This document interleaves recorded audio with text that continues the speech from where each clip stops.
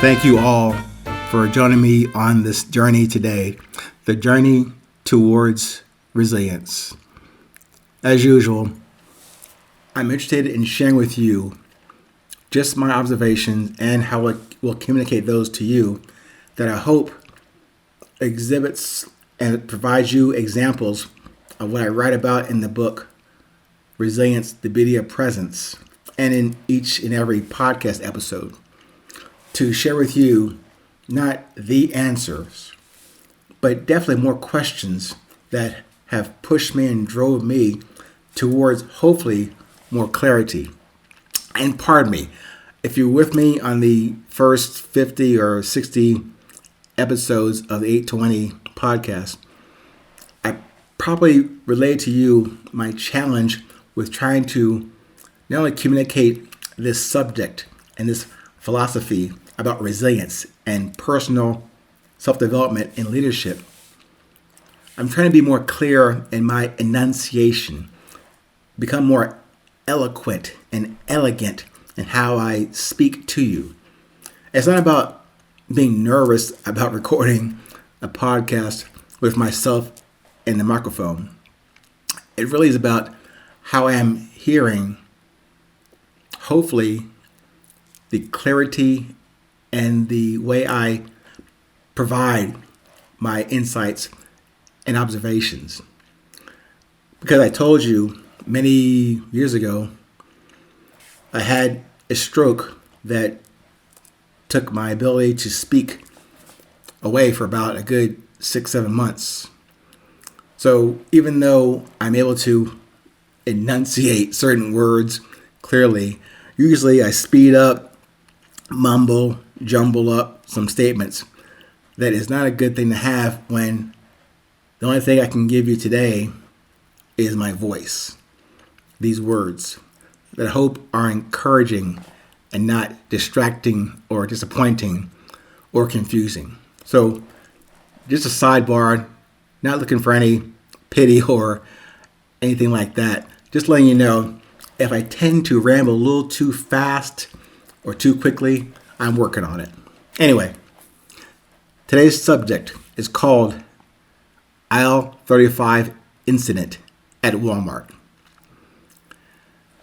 So I'm going to relate to you a transaction or an encounter with a person at a super Walmart the other day. And I'll get to why that's important and how to relate it to the overarching concept and context of resilience in a few moments. Anyway, I was out and about running some errands and needed some sundries, some supplies for the house. Some were food, some were just, knickknacks here and there. So I went in there, and again, typically when I go out to a store, be it, Walgreens or Costco or any place, I'm really out there to get a certain number of things in and out. I'm not there to peruse every aisle to see what's in there. I'm going there for a specific reason, to get these 3 or 4 things, get them, get out. Sorry, I'm not really prone or happy about being in a crowded environment for longer than necessary. So anyway, I get to the super Walmart, meaning if you've been to one, has everything from plants to power tools to women's dresses to shoes to food. Everything's there. Seems like to me 1,000 aisles. But anyway, I went there for, again, a handful of things that day.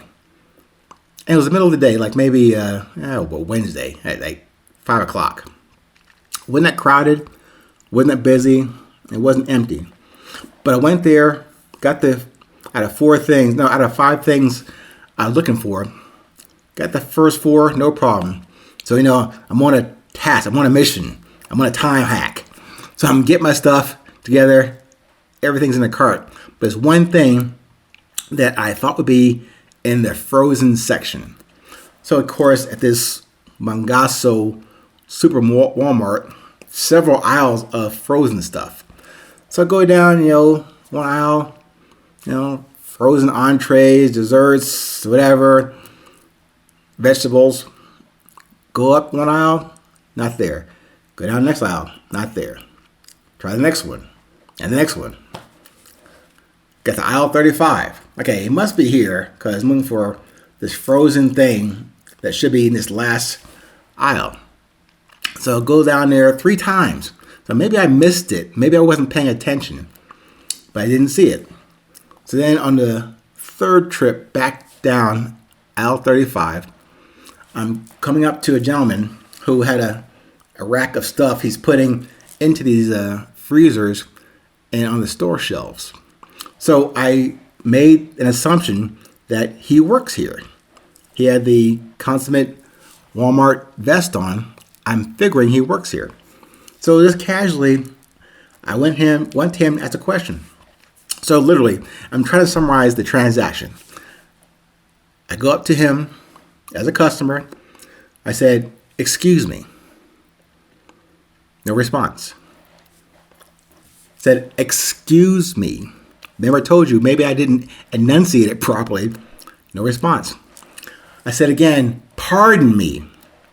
That got his attention. He turned around from what he was doing, and to me, would look like a look of exasperation.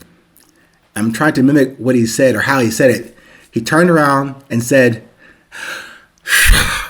"What?"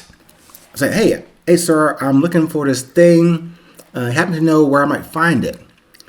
And literally, he looked to his left with, a gesture like, "Over there." And I guess he meant to his left, which would be to my right, down this aisle.